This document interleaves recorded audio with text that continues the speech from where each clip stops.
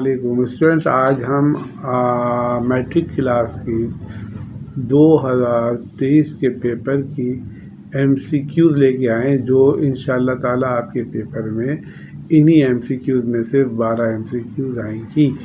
Student देखिए, ये MCQs इस तरह मैंने तरतीब दी हैं कि ये आपकी हर वो इम्पोर्टेंट MCQ कवर कर लेगी जो पेपर में आने के लिए एलिजिबल है। तो स्टूडेंट, अगर आप ये 20 या 22 MCQs हैं, अगर आप ये MCQs कर लेते हैं तो इंशाल्लाह इसमें से आपके मैट्रिक के पेपर में 2023 में 12 MCQs आ जाएंगी इंशाल्लाह ताला। आइए शुरू करते हैं। देखिए, ये आपके पेपर में 12 MCQs आएंगी। हर MCQ 1 नंबर की होगी, ठीक है। इस तरह 12 नंबर का ये सेक्शन ये होगा MCQs का। तो इसमें देखिए, पहली MCQ दी हुई है, an oscillating system in which amplitude of the freely oscillating object is progressively decreases is, यानी ऐसा ऑसिलेटिंग सिस्टम जिसमें amplitude of oscillation oscillating body का प्रोग्रेसिव डिक्रीज हो रहा हो और बिलाखिर वो रुक जाए। तो ऐसे सिस्टम को देखिए, ऑप्शन दिए में आपके पास इनिशियल सिस्टम कहते हैं, फ्रिक्शनल सिस्टम कहते हैं, डैम्ड सिस्टम। तो इसमें ऐसे सिस्टम को कहते हैं डैम्ड सिस्टम। तो क्या होगा इसका सही आंसर? Damped system. ऐसा सिस्टम क्या कहलाता है? डैम्ड सिस्टम कहलाता है, क्योंकि ये जो ऑसिलेशन है, जो डिक्रीज होती है, ये एक्चुअली फ्रिक्शन की वजह से डिक्रीज हो रही होती है। तो फ्रिक्शन मेन कॉज बनता है डैम्पिंग ऑफ दिस सिस्टम का, ठीक है।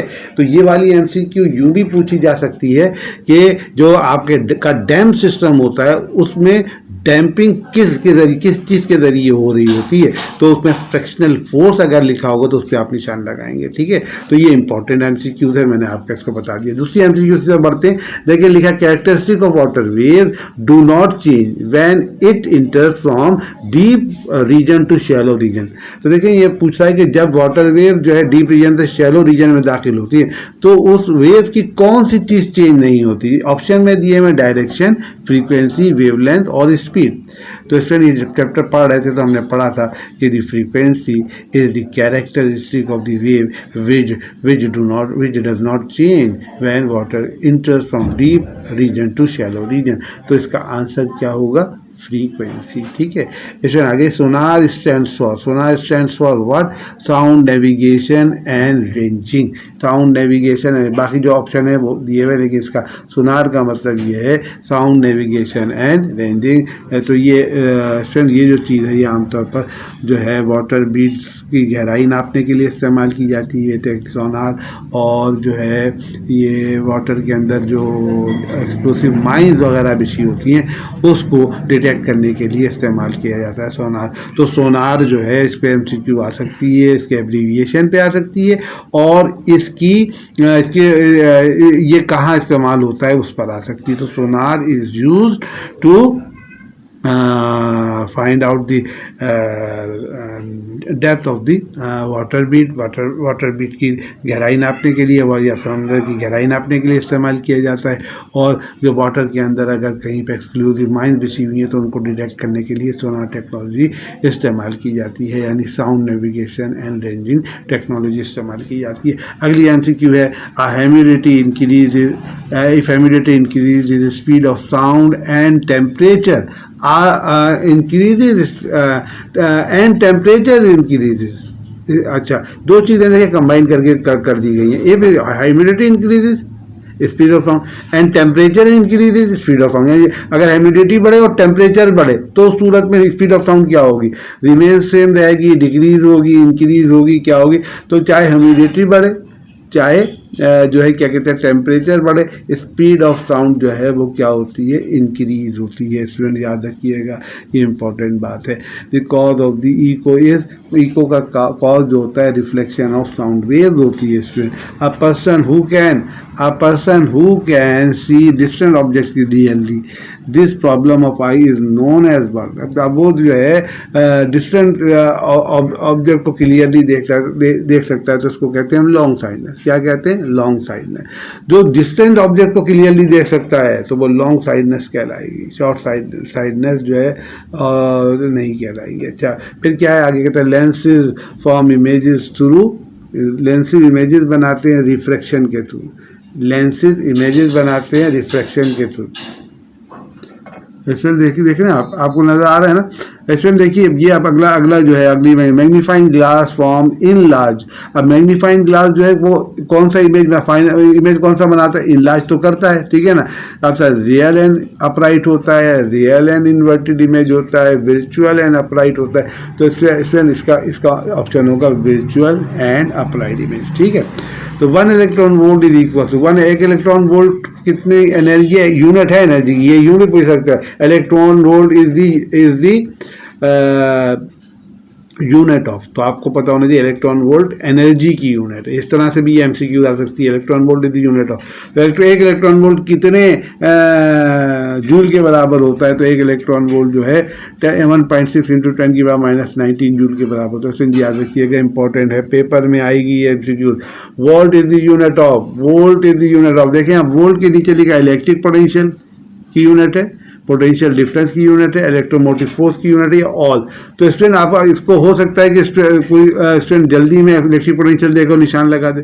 आपको सारे ऑप्शन देखना है, क्योंकि आखिर में जो ऑल लिखा है यही इसका सही आंसर है, क्योंकि ये सारी इन तीनों चीज़ों की जो यूनिट होती है वो वोल्ट होती है। आगे चलते हैं, देखें, if the area of the plate of the capacitor is double the capacitance. अगर area of the plate of capacitor double किया जाएगा तो कैपेसिटेंस इंक्रीज हो जाएगी, जाहिर है एरिया बढ़ेगा प्लेट का, कैपेसिटर का कैपेसिटेंस इंक्रीज हो जाएगी। If the electrostatic force between two electron is F, then force between two proton will be. देखिए, अब ये कूलम लॉ का सवाल है बेसिकली, अगर आपको याद हो तो कूलम लॉ में तो आप फार्मूले को आप पर जोर डालो अगर आप अपने ध्यान पे, तो उसमें फार्मूले में K/Q1 Q2 upon R square था। यहाँ पर प्रोटॉन इलेक्ट्रॉन में क्या फर्क है, चार्ज तो दोनों का सेम होता है, मास मुख्तलिफ होता है, लेकिन मास इन्वॉल्व नहीं होता किसमें, कूलम लॉ, कूलम फोर्स के फार्मूले में। कूलम फोर्स के फार्मूले में सिर्फ चार्ज इन्वॉल्व होता है, चुनाचे चार्ज, क्योंकि दोनों पे सेम है, इसलिए जो फोर्स इलेक्ट्रॉन के दरमियान होगी वही फोर्स दो प्रोटॉन्स के दरमियान होगी। इसका आंसर एफ होगा। The device which convert mechanical energy into electrical energy, जो डिवाइस मैकेनिकल एनर्जी को इलेक्ट्रिकल एनर्जी में कन्वर्ट करती है वह जनरेटर कहलाता है।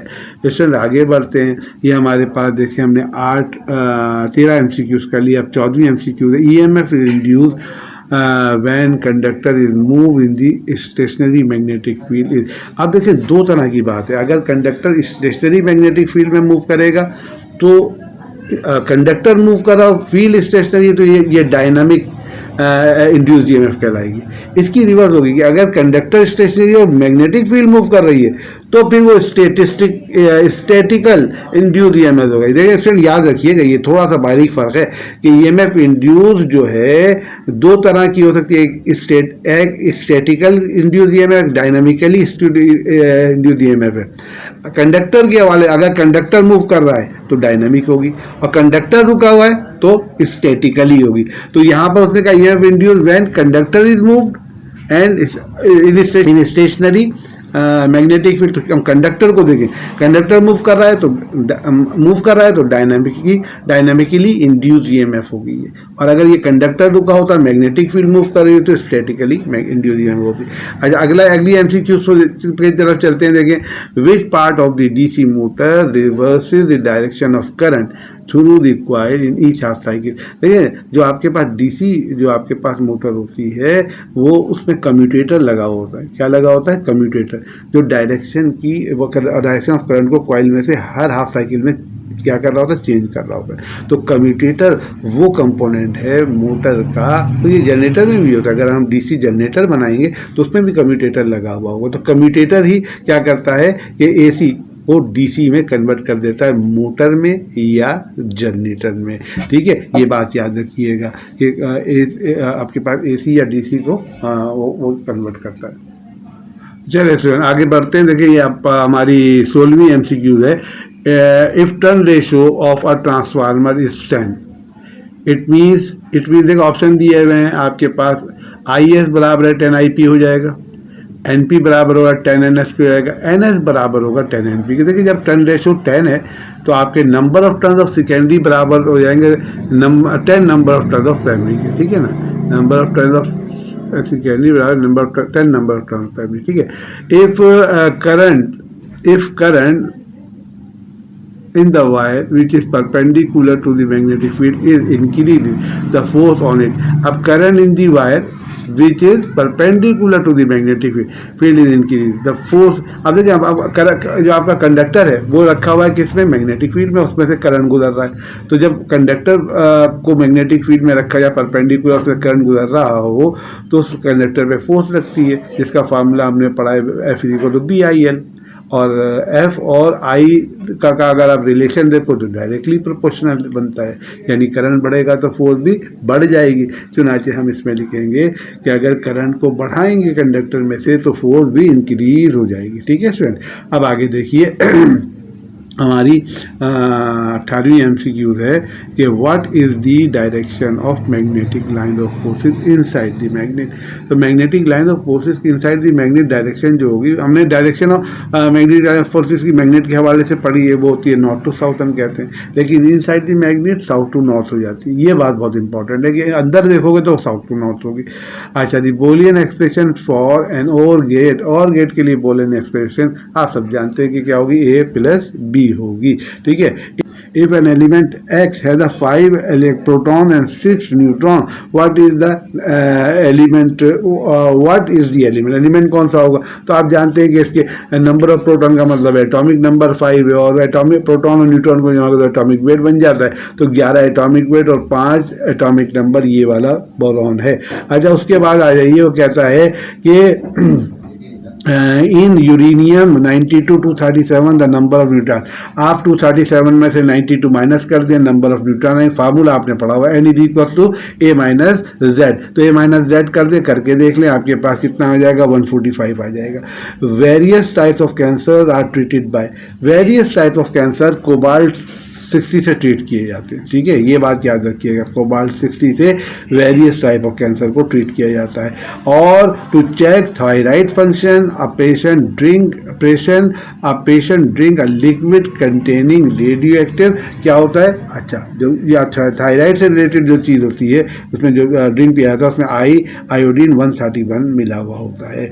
अच्छा, high penetrating power of the gamma rays is due to there. अब इसमें हाई स्पीड न्यूट्रल नहीं चाहिए, दोनों बातें किसकी हैं, गैमा रेज की हैं. तो आप लिख दोगे बोथ ए एंड बी. ठीक है, एक किसी एक पे नहीं, बोथ का लगा हुआ, बोथ पे लगा दो.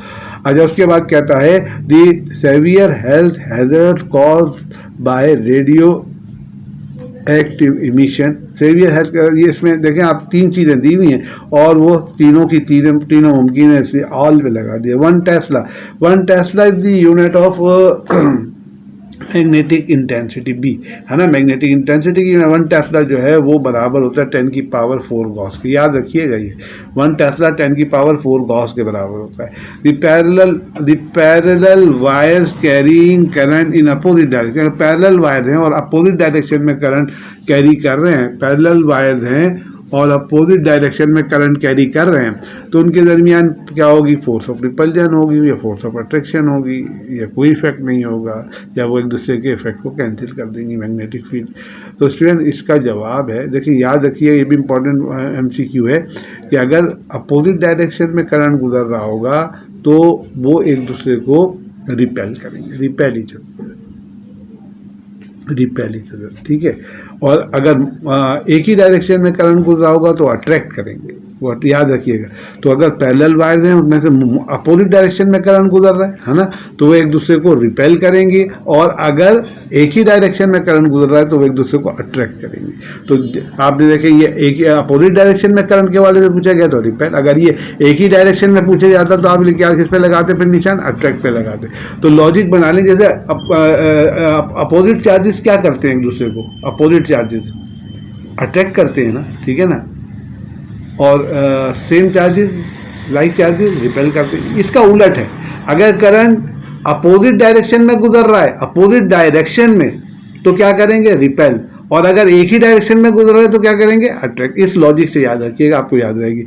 AC changes direction in every in every 1/20 second, 1/25 second, 1/50 second या 1। तो स्टूडेंट देखिए ये जो MCQ है ना, बेसिकली ये जो है फ्रीक्वेंसी के हमारे पास फ्रीक्वेंसी कितनी होती है ऐसी की घरों पे जाती है 50 होती है ना, तो उसका टाइम पीरियड क्या हो जाएगा, क्या 1/50। तो इसका जवाब क्या होगा, इसका जवाब होगा 1। तो स्टूडेंट देखिए ये तकरीबन 23 MCQ हैं। इंशाअल्लाह अल्लाह ने चाहा तो इसमें से आपके पेपर में 10 से 12 MCQ आएंगी। आप सिर्फ इन MCQs की तैयारी भी करके चले जाएं तो आपके MCQ का मसला इंशाअल्लाह ताला हल हो जाएगा। इसलिए ये मैंने आपको MCQ दे दी 2023 की, आप इसको अच्छी तरह 3-4 दफ़ा 5 दफ़ा इसको जो है ना गो थ्रू कीजिए, तो ये आपको याद भी हो जाएंगी MCQ, और पेपर में इनमें से जो MCQ आएगी तो आप बड़ी आसानी से उसका जवाब पे टिक लगा सकते हो। तो इसलिए अब मैं आपके पास नेक्स्ट वीडियो में सेक्शन बी के इम्पोर्टेंट लेके आऊँगा, जिनमें से 90% जो सवाल इंशाल्लाह एग्जाम में आएंगे। अपना बहुत ख्याल रखिएगा, वीडियो को लाइक कीजिए, चैनल को सब्सक्राइब कीजिए और इसको शेयर भी कीजिए ताकि और स्टूडेंट्स तक ये पहुंच सके। बहुत शुक्रिया, अल्लाह हाफिज़।